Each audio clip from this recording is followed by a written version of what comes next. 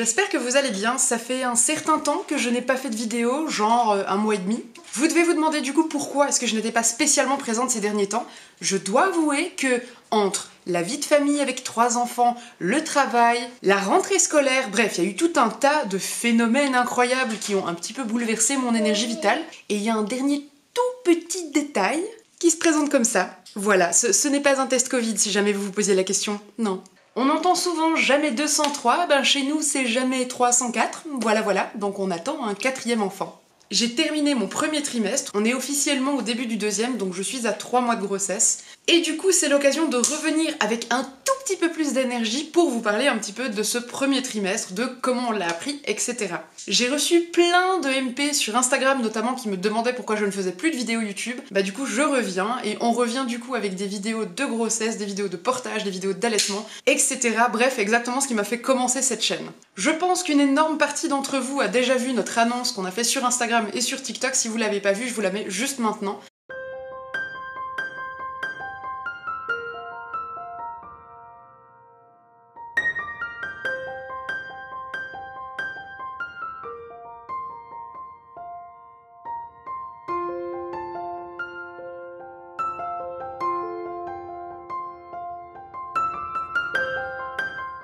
Et donc c'est avec un bonheur non dissimulé qu'on vous annonce que la famille ours va s'agrandir et qu'on va avoir un 6e membre qui va venir s'ajouter à la petite troupe au printemps. Bon, du coup on n'est plus spécialement sur une petite troupe, on est bien d'accord. J'ai reçu plein de messages me demandant si ce bébé était désiré, et je trouve la question super déplacée. Pour plusieurs raisons. Déjà, même un bébé qui arrive sans carton d'invitation, comme ça a été le cas de Nao par exemple, est un bébé qui peut être tout à fait désiré. Nao, personne ne lui a demandé de venir, il s'est quand même fait un petit nid dans mon ventre, et malgré le fait que ça a été un petit peu dur à avaler, c'est un bébé qui a été super désiré, et toute la grossesse s'est merveilleusement bien passée, on était hyper heureux de l'accueillir, et on n'a jamais eu de doute à ce sujet. En ce qui concerne ce 4e bébé, eh ben en fait c'était un bébé totalement désiré dès bien avant la grossesse. En réalité, au moment où Nao est né, on avait déjà la presque certitude qu'il y aurait un 4e et dernier bébé. Je ne sais pas pourquoi, autant on a trouvé un très bel équilibre de famille avec l'arrivée de Nao. Vraiment, cette arrivée de 3e enfant, elle a été bien plus facile à gérer que l'arrivée de mon 2e enfant par exemple. Autant, malgré ça, je ne me sentais pas au complet et j'avais vraiment le sentiment qu'il y aurait un dernier bébé pour combler cette famille. Pour tous ceux qui ont vu mes posts, que ce soit sur TikTok ou sur Instagram, vous avez vu que je suis parfaitement souriante, que je suis maquillée, coiffée, bien habillée sur toutes mes photos, toutes mes vidéos. Et donc vous pouvez vous imaginer que c'est une grossesse qui se passe à merveille, sans aucun mauvais côté, sans aucun... Non, c'est un mensonge. C'est juste un mensonge, on se détend. En réalité, malgré le fait que je sois à 3 mois, je suis toujours remplie de nausées et je passe mes journées à vomir.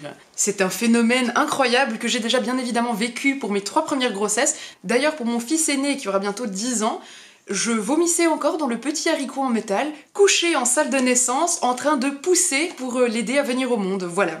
Pour la première fois de ma vie, on m'a prescrit un traitement super puissant, j'imagine que ça doit être un traitement pour cheval à la base, pour tenter de couper au moins les vomissements. Je dois avouer qu'il fonctionne super bien parce que alors les premières semaines de grossesse, je passais toute ma journée à me vider intégralement, alors que là maintenant on est sur un vomi par jour, ça s'équilibre.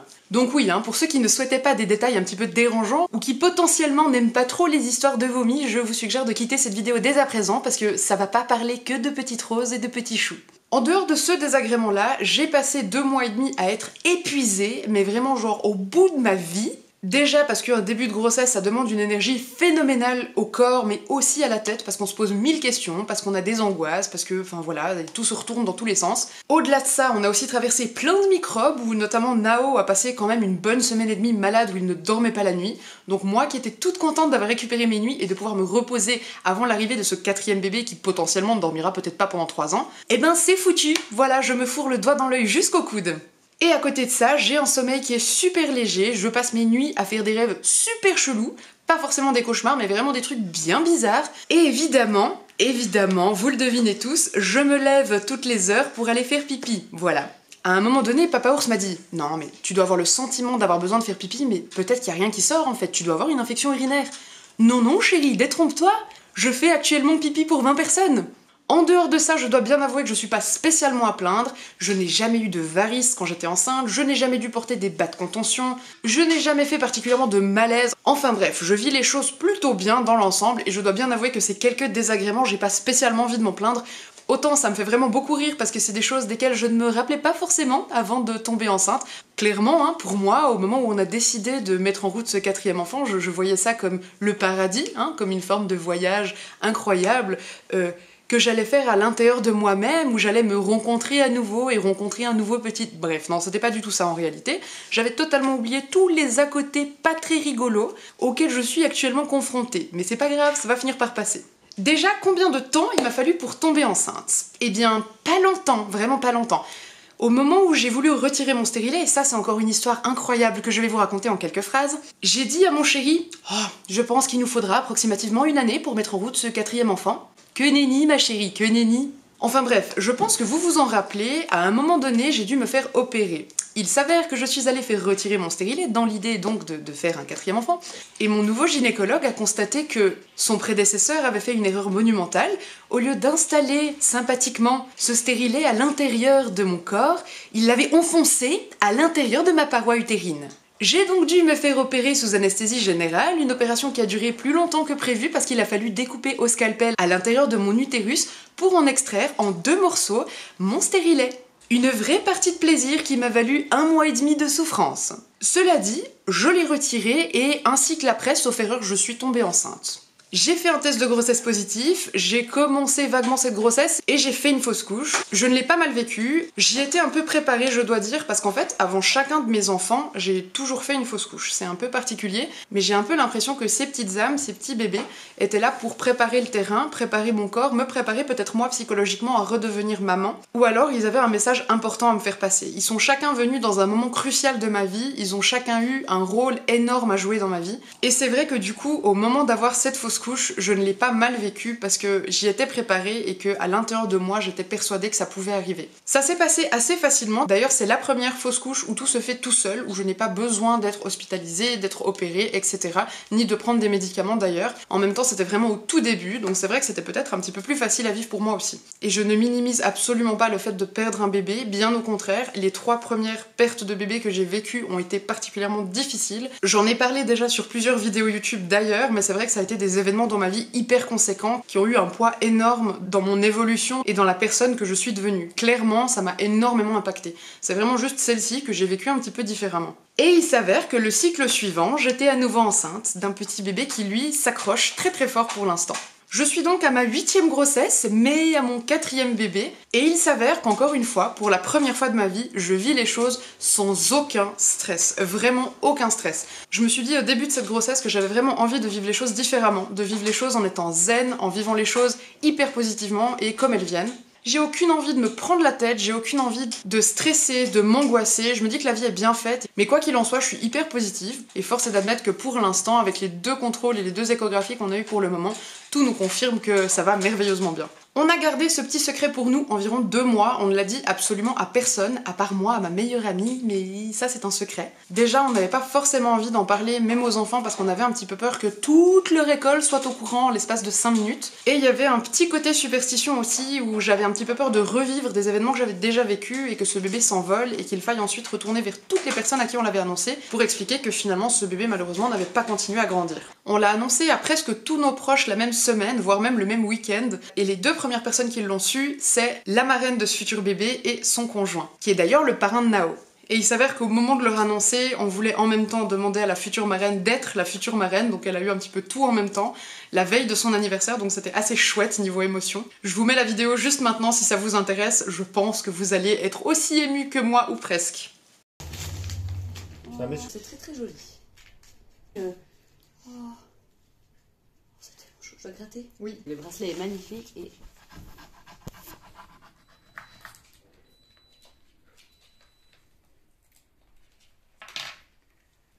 Non, t'es enceinte.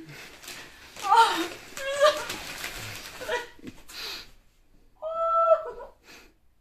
C'était un vendredi soir, le samedi et le dimanche on n'était pas avec les grands, donc on n'avait que Nao avec nous. Nao n'était pas au courant non plus puisqu'il était au lit au moment où on a fait notre demande à la future marraine, et du coup le dimanche on a décidé qu'on allait en parler aux enfants. On savait pas du tout comment on allait le faire, mais on avait vraiment envie que ce soit eux qui soient au courant en deuxième avant d'en parler aux grands-parents, etc. C'était hyper important qu'ils fassent aussi partie du secret. Et du coup, on s'est trituré les méninges toute la journée pour savoir comment est-ce qu'on allait leur annoncer. Et puis en fait, il s'avère que ça a été tout simple. C'est Papa Ours qui leur a annoncé sur le canapé et puis qui leur a dit les choses assez simplement. Ils étaient super contents. Ils nous ont sauté dans les bras, ils nous ont fait des câlins. Je crois qu'ils s'y attendaient un petit peu. Pas à ce que ça arrive maintenant, mais c'est vrai qu'on avait déjà parlé plusieurs fois du fait qu'ils avaient très envie d'avoir un bébé à la maison. Et ils savaient aussi que c'était pas quelque chose sur lequel on avait fait une croix, dans le sens où on leur a pas dit ça va arriver, il y aura encore un bébé, mais on leur avait dit que potentiellement ça pourrait être une possibilité dans les années à venir. Les grands étaient aux anges, ils ont tout à fait compris ce qui se tramait, ils sont vraiment super contents. Eileen, bien évidemment, a très envie que ce soit une petite fille pour équilibrer un petit peu. Willow, je crois que ça lui est un petit peu égal.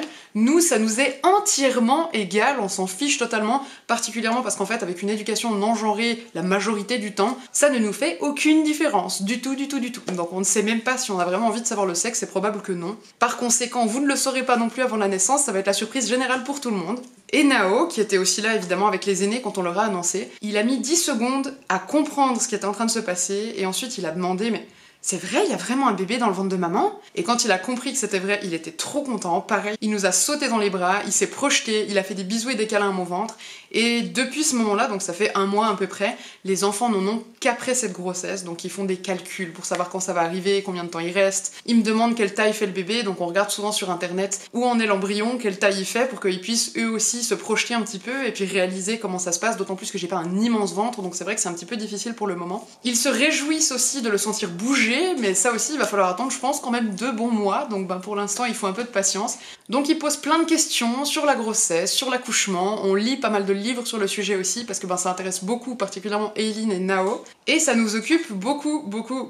Les grands-parents ils étaient super contents, tous. Ils ont très bien pris la nouvelle, ils sont très heureux d'accueillir ce dernier bébé, et pour nous c'est évident qu'il n'y aura pas un 5e enfant, c'est vraiment le bébé qui va souder, qui va terminer notre famille. Et ensuite, gentiment, on aura utilisé tout notre quota d'enfants, donc on va laisser la place au suivant, hein, allez-y, faites-vous plaisir, nous on s'arrête. Pour ceux qui se posaient la question, l'accouchement se fera comme Nao, donc un accouchement à la maison, sans assistance. La sage-femme qui nous suit viendra après coup pour faire les premiers soins, parce que moi je trouve rassurant d'avoir quelqu'un qui vienne, qui vérifie que tout est ok, que le placenta est bien dehors, etc.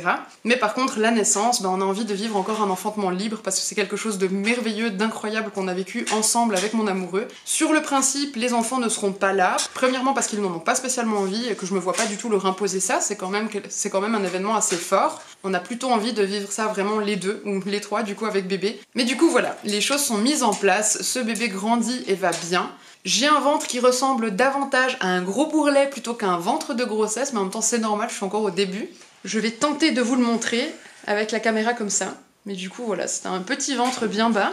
Et nous, tout ce qu'on espère, c'est que cette grossesse continue à se passer super bien, qu'on puisse continuer à partager avec vous, à vous expliquer un petit peu comment ça se déroule, à faire peut-être des vidéos, même avec Papa Ours, qui va pouvoir vous parler de sa façon à lui de s'investir dans cette grossesse, parce qu'il est super investi, comme il l'a été déjà pour Nao. La parentalité, la maternité, c'est vraiment quelque chose qu'on vit à deux très fort, même si clairement, c'est moi qui porte cet enfant, donc les choses physiques, c'est moi qui les vis, mais ça l'empêche pas d'avoir sa place, et de se faire clairement sa place, et puis d'être hyper présent pour moi, pour mon bien-être, pour les enfants, etc.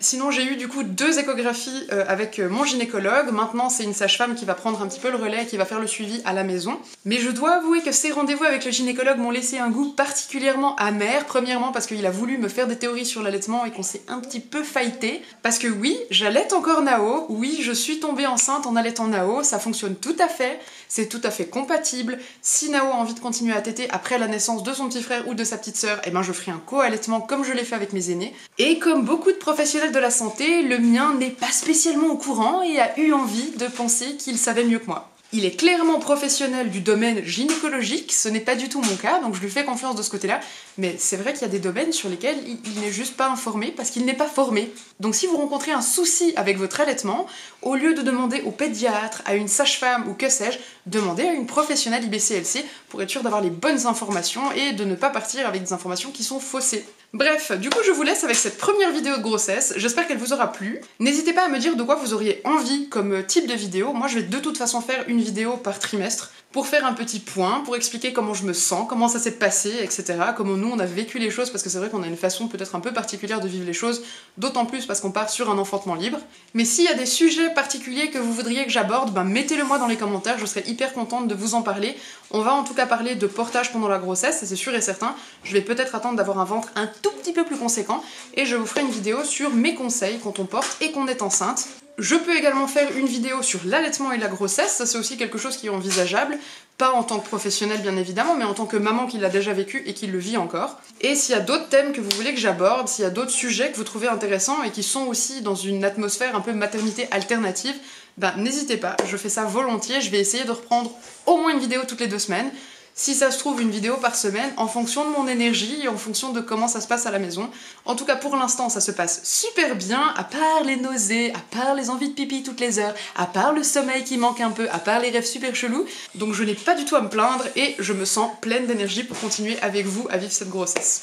Je vous souhaite une excellente journée, je vous dis à tout bientôt, ciao!